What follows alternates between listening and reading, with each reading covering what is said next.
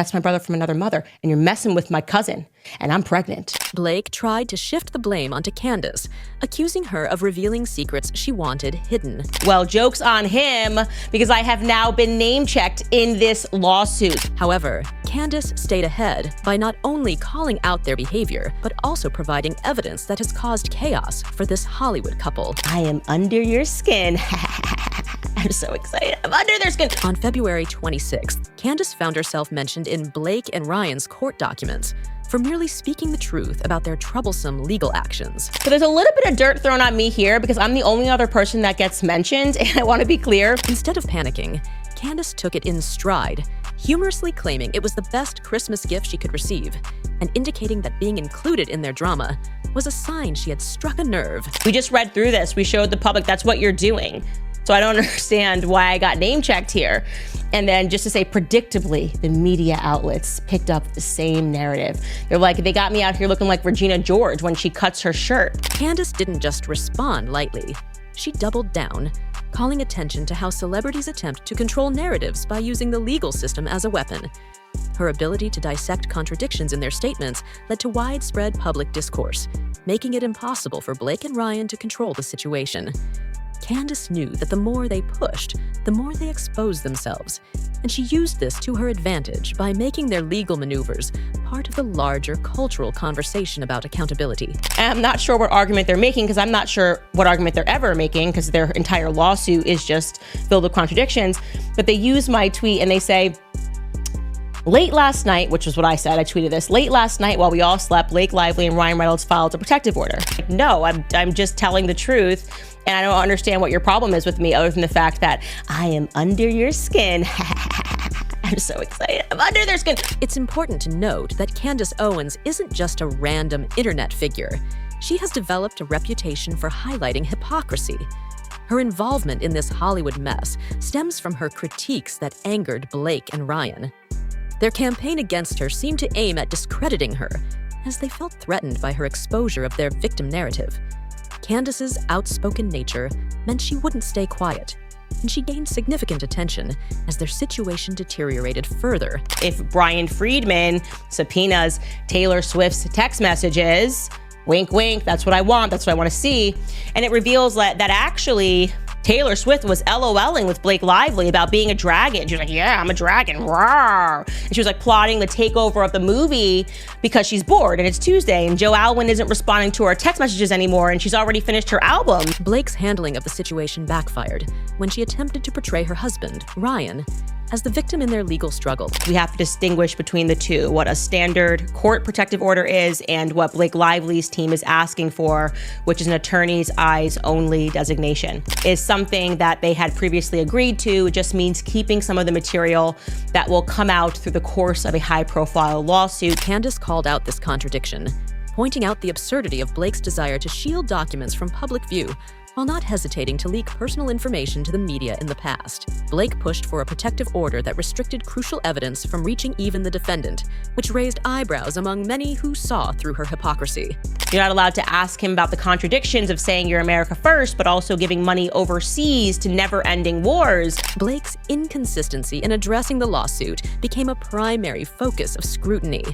While she claimed to seek justice and protection, she actively worked to manipulate the media narrative, ensuring that the public only saw the version of events that benefited her. And Judge Lehman of New York instructed both of the parties of the suit to submit a proposed protective order. I think the deadline he gave them was March 10th. Blake filed for a protective order to keep certain documents confidential. Candace expressed her confusion about why her name was even brought into this.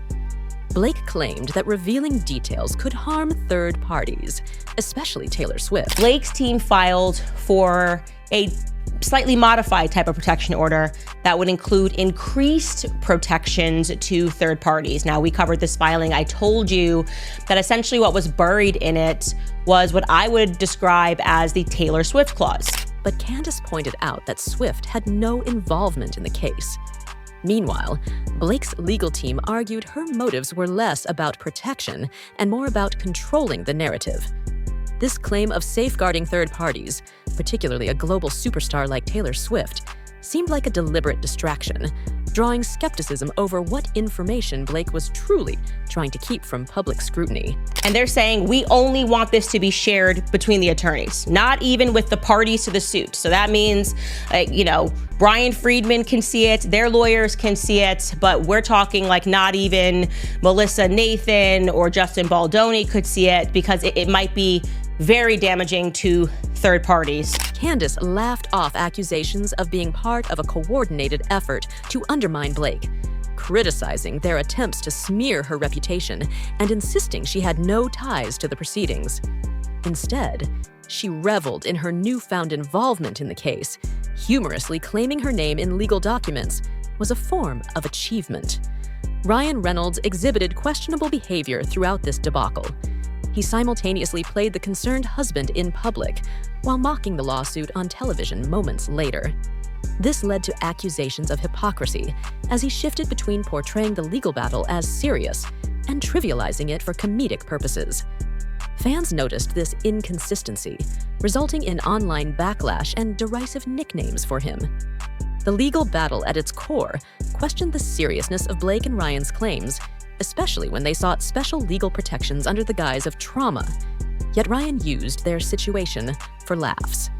This duplication of influence through humor and victimhood has caused doubt about their true intentions, revealing a tendency toward controlling the narrative rather than genuinely seeking justice. Their conflicting approaches suggested a calculated effort to manipulate public perception rather than an honest attempt at resolution.